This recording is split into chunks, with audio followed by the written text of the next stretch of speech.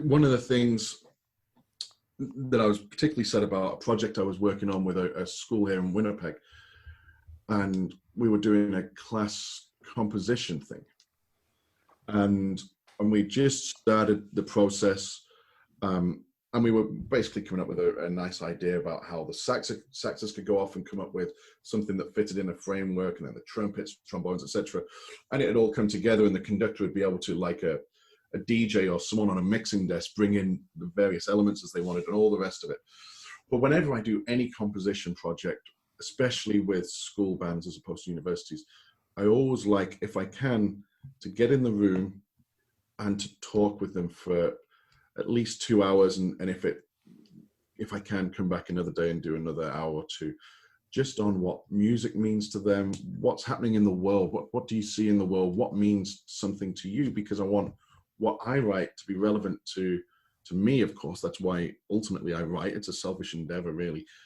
But I want it to be relevant to you. I want you to have buy-in to this piece. I want you to be part of the very acorn from out which the tree will grow, you know? And it was funny because I went in with these students, I should say. And I went in and I talked to them about, you know, the sorts of things we could do while they came up with various ideas. And then I said, well, okay, so what's the purpose of this? And, you know, composing, yeah, that's cool, great. And then one of them said, but what's the point if we only do it here in the band room? And so it led to this great discussion.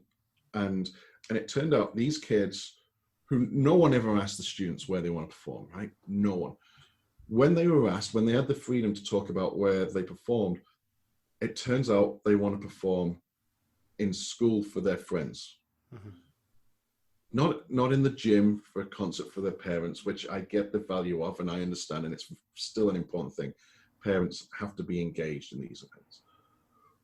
But the idea of this was that they wanted their friends to understand why they did music. They wanted to be part of something in their community. And then they wanted to go and play outside around the streets. So, like, let's start asking these students. Now we don't need to take a bus somewhere because there's 50 kids and 50 stands and timpani and tubas and baritone saxes. Now we can have 5 people go somewhere. Let's take music to people. Uh-huh.